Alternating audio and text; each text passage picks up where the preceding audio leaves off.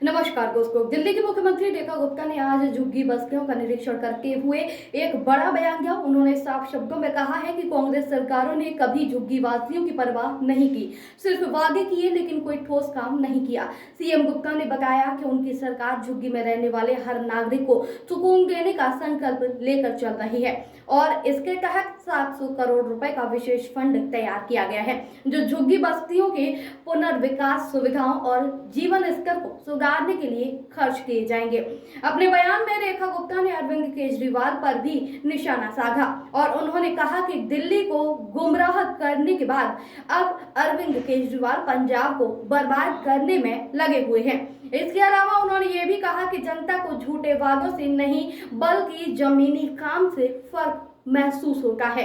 आपको बता दूं, उनकी सरकार सिर्फ भाषण नहीं, विकास पर विश्वास रखती है।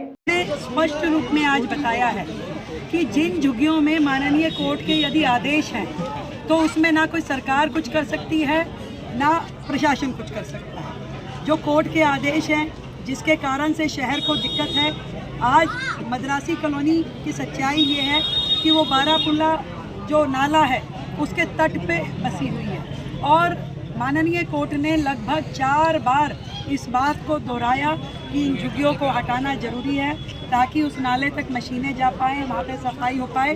नहीं तो पूरी दिल्ली में फिर से जैसे 2023 में बाढ़ आई थी वैसी ही बाढ़ आने की आकांक्षाएं बन जाएगी। तो माननीय कोर्ट के आदेश का उल्लंघन कोई कर नहीं सकता। वहाँ के उस कैंप के लोगों को मकान भी दिए गए हैं और उनको वहाँ शिफ्ट भी किया गया है। इसी तरीके से बाकी जगह भी, जहाँ भी 3 जगह दिल्ली में एक्शन हुए, उसके साथ में एक रेलवे कॉलोनी पे पूरा का पूरा रेलवे ट्रैक पे लोगों ने मकान बना रखे थे जो कि रेलवे के द्वारा ही एक्शन हुआ। तो अगर किसी की जान माल की हानि हो जाए, कोई बच्चा अगर रेलवे के नीचे आ जाए, रेल के नीचे आ जाए, तो कौन जिम्मेदार होगा भाई? सौरभ भारद्वाज जिम्मेदार होगा कि आतिशी जिम्मेदार होगी कि केजरीवाल जिम्मेदार होगा? हमें दिल्ली की जनता की चिंता है। आज यदि कोर्ट ने किसी चीज़ के आदेश दिए तो कोर्ट सोच समझ के आदेश देता है। उनको समझ में है कि ये क्या चीज़ ज़रूरी है। इसके अलावा पूरी दिल्ली में 700 करोड़ की लागत से काम चल रहे हैं जो कि कभी ना केजरीवाल की सरकार ने किए ना कांग्रेस की सरकार ने किए। आज बेहतर सुविधाएं देने के लिए आज भी जिस झुग्गी में मैं आई हूँ, जहाँ बिल्कुल गंदा पानी सड़कों पे बहता था, लोग पानी में पैर रख कर के चलने के लिए मजबूर थे, बच्चे स्कूल जाते थे तो उनके जूते डूब जाते थे। ऐसी कॉलोनी में हम गलियां, नाली, खड़ंजा बनवा रहे हैं। 700 करोड़ रुपए के काम पूरी दिल्ली में चल रहे हैं। इसलिए नहीं चल रहे कि झुग्गी टूटनी है।